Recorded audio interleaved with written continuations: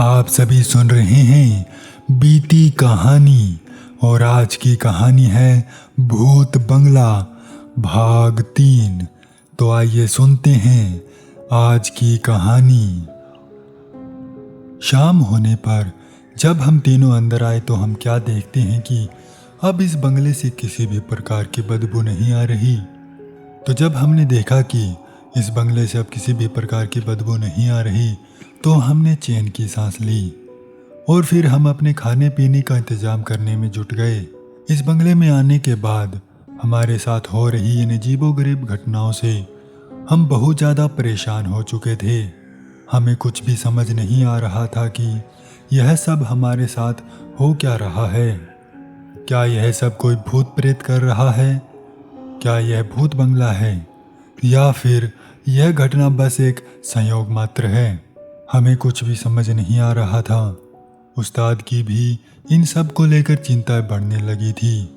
उस्ताद भी इन घटनाओं को लेकर काफ़ी चिंतित थे क्योंकि हमारी सुरक्षा की जिम्मेवारी उस्ताद के पास ही थी। अगर हमें कुछ हो जाए तो उस्ताद हमारे परिवार वालों को क्या जवाब देंगे? इन सब बातों के चलते उस्ताद काफ़ी परेशान थे। हमने शाम को अपना खाना खाया और फिर चारपाई पर बैठ हम इस बंगले में हो रही घटनाओं के सिलसिले में बातें करने लगे। उस्ताद ने कहा, तुम्हें क्या लगता है यह बंगला भूतिया है या नहीं? यहाँ जो कुछ भी हो रहा है क्या वह बस एक इत्तेफाक है या सच में कोई भूत प्रेत है इस बंगले में? उस्ताद की बातों से लग रहा था कि आज की घटना के चलते उस्ताद काफ़ी चिंतित हैं। ऐसे में रमेश बोला, उस्ताद मुझे तो लगता है कि गांव वाले सच कह रहे थे इस बंगले के बारे में। यह बंगला सच में भूतिया है। मैंने भी रात में उस दिन बिना आंखों वाले इंसान को देखा था। इन सब बातों के दौरान मुझे भी वो बात याद आ गई जो मैंने उस्ताद को नहीं बताई थी। तो मैंने भी वो रात वाली घटना उस्ताद को बताई। हाँ उस्ताद, उस रात मैंने भी कुछ अजीब महसूस किया था। एक दिन काम करते वक्त मुझे ऐसा लगा जैसे कि कोई मेरे पीछे से गुजरा हो। और मैंने कई बार काम करते वक्त ना परछाई देखी थी पर मुझे कोई दिखा नहीं। और जिस रात रमेश डरा था उस रात ऊपर वाले कमरे में जिसमें वो सीढ़ी गिरी थी उस कमरे से आवाज़ें भी आ रही थी। जब मैंने वहाँ जाकर देखा तो मुझे वहाँ कोई भी नहीं मिला, ना ही मुझे कुछ दिखा। और जैसे ही मैंने दरवाज़ा खोला तो वो आवाज़ भी आनी बंद हो गई थी। और सुबह वॉचमैन भी मुझसे कह रहा था कि उसने ऊपर वाले कमरे में किसी को देखा है। उसने सोचा कि हम में से कोई था, लेकिन हम में से रात को ऊपर कोई नहीं गया। मेरी बातें सुन उस्ताद अपनी फटी आंखों से मुझे देख रहे थे। रमेश के तो होश ही उड़ चुके थे। वह पहले से ही डरा हुआ था और ऊपर से मेरी बातों से और भी ज़्यादा डर चुका था। उस्ताद बोले, अगर ऐसी बात थी तो तुमने पहले क्यों नहीं बताई मुझे? अगर तुम्हें कुछ हो जाता तो? मैंने कहा, उस वक्त मुझे ये बात बतानी इतनी ज़रूरी नहीं लगी थी। अब जब इतना कुछ हो रहा है इस बंगले में तो मुझे लगा कि वो बात भी बतानी चाहिए आपको। इन सब के चलते रमेश बहुत ज़्यादा डरा हुआ था। तो वो उस्ताद से बोला, उस्ताद हमें नहीं करना इस भूत बंगले में काम। आप उस अर्नब से कह दीजिए कि वह किसी और से करवा लेगा। मुझे डर लग रहा है यहाँ काम करने से।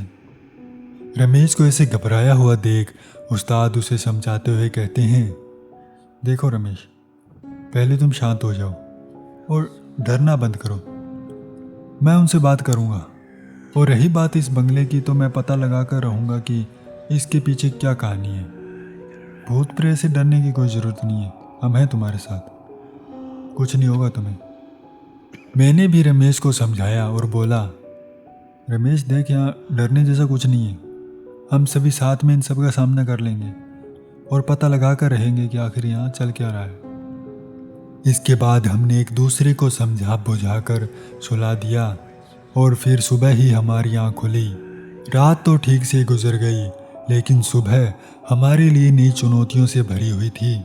उस्ताद सुबह उठकर गांव में चले गए ताकि लोगों से पता कर सके कि इस बंगले के भूतिया बंगला बनने के पीछे क्या कहानी है। मैं और रमेश बंगले में ही रुक जाते हैं और अपने काम में लग जाते हैं।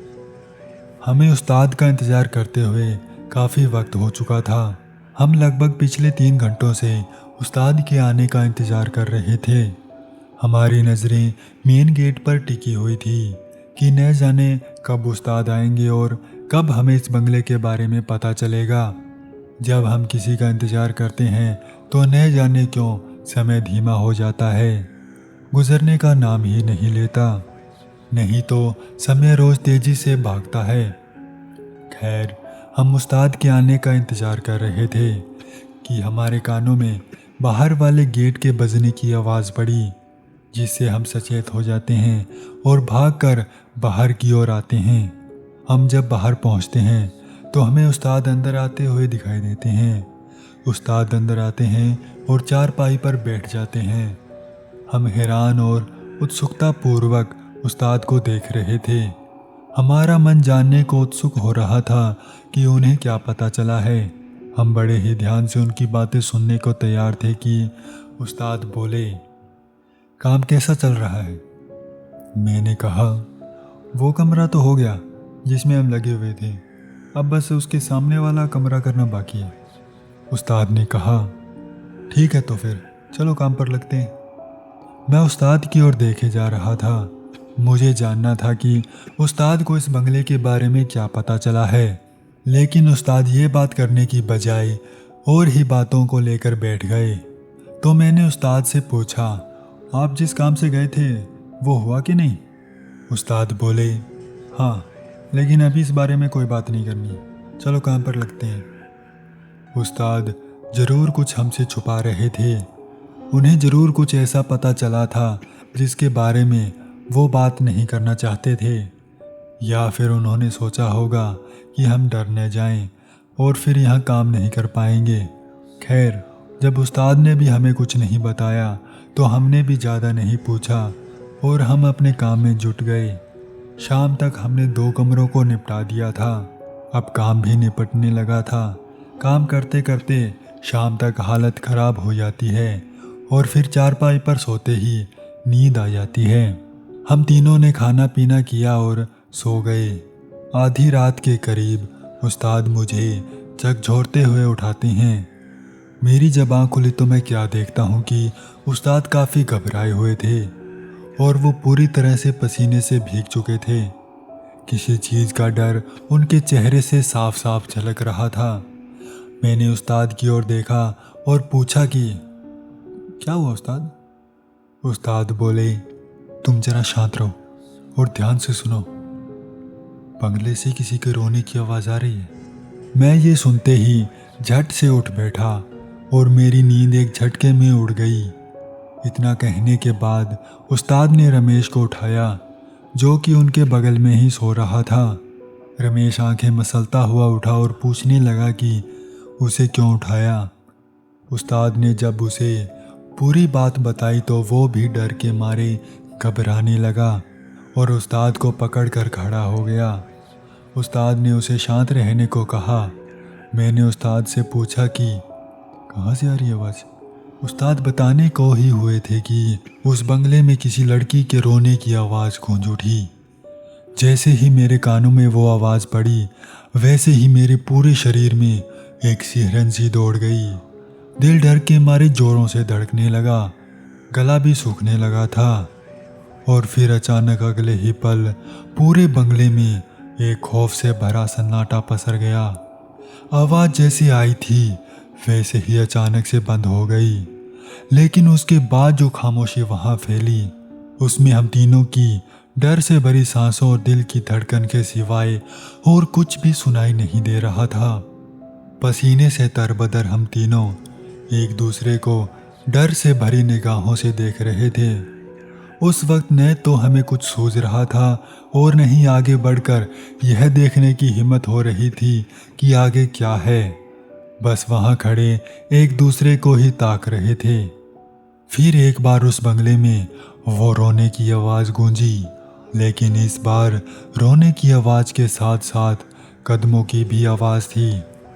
ऐसा लगा जैसे कि कोई भाग कर गया हो। बाहर से आती कदमों की आवाज़ से ऐसा लग रहा था जैसे कि कोई इस बंगले में यहाँ वहाँ रोते हुए भागता फिर रहा हो।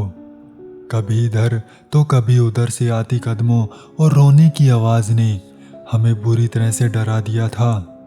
हम कुछ भी समझ नहीं पा रहे थे कि हमारे साथ ये सब हो क्या रहा है। फिर अचानक न जाने उस्ताद को क्या सूझी कि वो आगे बढ़ कमरे का दरवाज़ा खोलने लगे। जब हमने ये देखा कि उस्ताद कमरे का दरवाज़ा खोल रहे हैं तो हम बहुत घबरा जाते हैं और फिर हम दोनों भागकर उस्ताद के पास गए और उन्हें दरवाज़ा खोलने से रोकने लगे और पूछने लगे कि उस्ताद आप ये क्या कर रहे हैं, बाहर न जाने क्या हो सकता है, और अगर उसने हम पर हमला कर दिया तो फिर हम क्या करेंगे, कहाँ जाएंगे, कैसे अपने आप को बचाएंगे।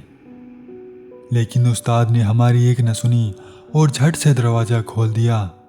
जैसे ही कमरे का दरवाज़ा खुला तो एकाएक सब शांत हो गया। उस्ताद ने धीरे से बाहर अपना कदम रखा और फिर वो धीरे धीरे आगे बढ़ने लगे। हम भी उस्ताद के पीछे पीछे चलने लगे क्योंकि वहाँ अकेले रुकने की हिम्मत तो हम में भी नहीं थी। तो हम भी उस्ताद के पीछे पीछे हो लिए। पूरे बंगले में हल्की हल्की रोशनी फैली हुई थी जो कि खिड़कियों से होते हुए लॉन में लगी लाइटों से आ रही थी। हम तीनों उस मंद मंद रोशनी में अपने फ़ोन की टॉर्च ऑन कर उस आवाज़ को खोजने में जुटे हुए थे। आवाज़ रह रह कर हमारे कानों में पड़ रही थी। न जाने वह कहाँ से आ रही थी। हमें कभी लगता कि वह दाएं से आ रही है तो कभी ऐसा लगता कि वो बाएं से आ रही है, कभी लगता ऊपर से तो कभी लगता पीछे से। हमें कुछ भी समझ नहीं आ रहा था कि आखिर वो आवाज़ आ कहाँ से रही है। हम बस इधर उधर भाग रहे थे और पता लगाने की कोशिश कर रहे थे कि आखिर वो आवाज़ आ कहाँ से रही है। हम एक एक कर बंगले के सभी कमरों में देख रहे थे लेकिन हमारे हाथ कुछ भी नहीं लग रहा था। हम तीनों साथ में थे तो डर भी कुछ कम लग रहा था। फिर अचानक कुछ ऐसा होता है जिसे देख हमारी रूह तक कांप उठती है। हम उस कमरे की तरफ बढ़ रहे थे जिसमें से रोने की आवाज़ आ रही थी। हम उसके पास पहुंचने ही वाले थे कि अचानक पूरा बंगला घुप अंधेरे में डूब जाता है। यह देख हमारे कदम वहीं के वहीं जम जाते हैं। हमारा दिल एक बार फिर डर के मारे कांप उठा, सांसें तेज हो गई। मैंने उस्ताद से पूछा, उस्ताद ये क्या हुआ, ये यूं अचानक लाइट कैसे बंद हो गई। उस्ताद बोले, घबराओ मत, लगता है लाइट चली गई, चलो आगे बढ़ते हैं। उस्ताद के कहने से हम उस कमरे की ओर आगे बढ़ने लगे लेकिन इस बार कमरे की ओर आगे बढ़ते वक्त हमारा मन डर के मारे घबरा रहा था क्योंकि इस वक्त पूरा बंगला अंधेरे में डूब चुका था और बस फ़ोन की रोशनी से ही हम आगे बढ़ रहे थे। हम कमरे के दरवाजे के सामने पहुंच चुके थे और फिर एक दूसरे की ओर देखा। उस्ताद ने आगे बढ़ कमरे का दरवाज़ा खोला। पूरा कमरा अंधकारमय था, हमें अंदर कुछ भी दिखाई नहीं दे रहा था। हमने फ़ोन की रोशनी कमरे के अंदर मारी और धीरे धीरे आगे बढ़ने लगे। उस कमरे में कुछ पुराना सामान रखा हुआ था तो हम थोड़ा ध्यान से इधर उधर देख रहे थे। हम तीनों फ़ोन की रोशनी की सहायता से उस कमरे में यहाँ वहाँ देख रहे थे कि तभी न जाने रमेश को क्या दिखता है कि वह डर के मारे एक जगह पर खड़ा कांप रहा था। उसने फ़ोन के टॉर्च की रोशनी एक कोने में कर रखी थी। मैंने जब यह देखा तो मुझे कुछ गलत होने का एहसास हुआ। मैंने उस्ताद की ओर इशारा किया और उस्ताद ने जब रमेश को इस हालत में देखा तो उन्हें कुछ अजीब लगा। उन्होंने मुझे आगे बढ़ने का इशारा किया। मैं और उस्ताद धीरे धीरे आगे बढ़ने लगे। डर तो हमें भी लग रहा था, फिर भी हम हिम्मत कर आगे बढ़ रहे थे। हम जब रमेश के पास पहुंचे तो हम यह देख दंग रह गए कि उस कोने में एक बच्ची बैठी रो रही है। उसने अपना मुंह घुटनों में छुपा रखा था और काफी पुराने मैले और फटे हुए से कपड़े पहन रखे थे। यह देख हम हैरान थे कि ये कौन है और यहाँ पर कैसे आई। उस्ताद ने आगे बढ़कर उसके सिर पर हाथ रखा और उसे पूछने लगे कि बेटा, तुम कौन हो और यहाँ क्या कर रही हो? लेकिन उस बच्ची ने कोई भी जवाब नहीं दिया। फिर अचानक वो घुराने लगी। यह देख हम थोड़ा घबरा गए और पीछे की ओर हट गए कि अचानक से इसे क्या हो गया। फिर एक झटके से उसने अपना सिर ऊपर किया और फिर जो हमने देखा वो देख हमारी तो रूह कांप उठी। इतना भयानक दृश्य कि पूछो मत। उस लड़की के चेहरे की चमड़ी गल चुकी थी और बची खुची खाल लटक रही थी जिस पर मक्खियां भी भिनभिना रही थी। उसके चेहरे की हड्डियां और मांस को साफ साफ देखा जा सकता था। उसकी आंखें बाहर को लटक रही थी। दांतों के आसपास का मांस भी गल चुका था जिससे अंदर का ढांचा भी साफ साफ दिख रहा था। इतना भयानक रूप की देख उल्टी आने को हो रही थी। फिर अचानक वो उठी और बाहर की ओर भाग गई। रमेश ने तो उसी वक्त उल्टी भी कर दी थी।